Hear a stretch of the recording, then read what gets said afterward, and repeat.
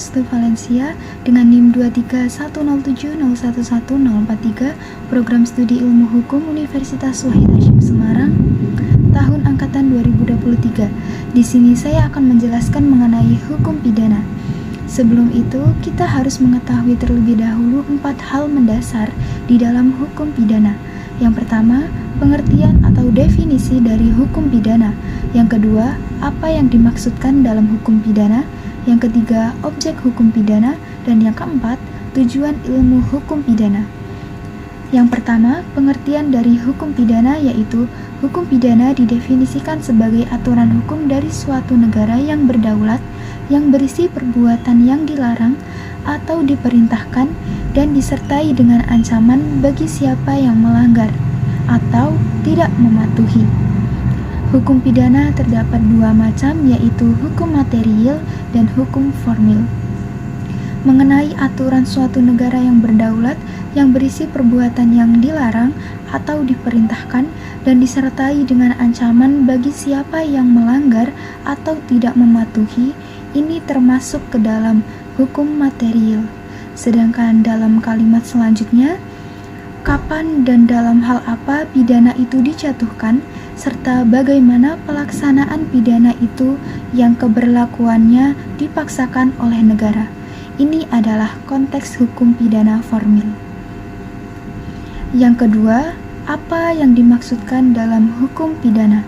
Ilmu hukum pidana adalah ilmu yang menjelaskan mengenai hukum pidana positif. Sedangkan objek dari ilmu hukum pidana adalah hukum pidana positif yang berlaku di suatu negara. Karena kita adalah masyarakat Republik Indonesia, maka objek hukum pidana yang dimaksud adalah hukum pidana positif yang berlaku di negara Indonesia. Kemudian, yang keempat adalah tujuan dari ilmu hukum pidana.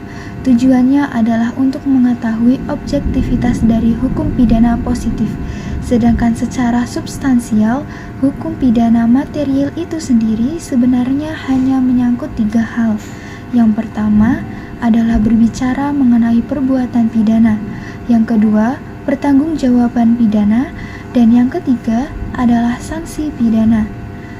Tujuan utama hukum pidana adalah yang pertama, mencegah tindak pidana, menegakkan norma hukum untuk mengayomi masyarakat dan memastikan bahwa perilaku yang melawan hukum tidak dilakukan. Yang kedua, memasyarakatkan terpidana, mengadakan pembinaan bagi pelanggar agar menjadi orang baik dan berguna dalam masyarakat. Selanjutnya adalah contoh tindak pidana yang termasuk dalam kejahatan, yaitu diantaranya meliputi pembunuhan, pemerkosaan, pencurian, kejahatan, korupsi dan suap, tindak pidana pencucian uang, kejahatan terorisme, kejahatan narkoba. Baik, itulah edukasi hukum yang dapat saya sampaikan.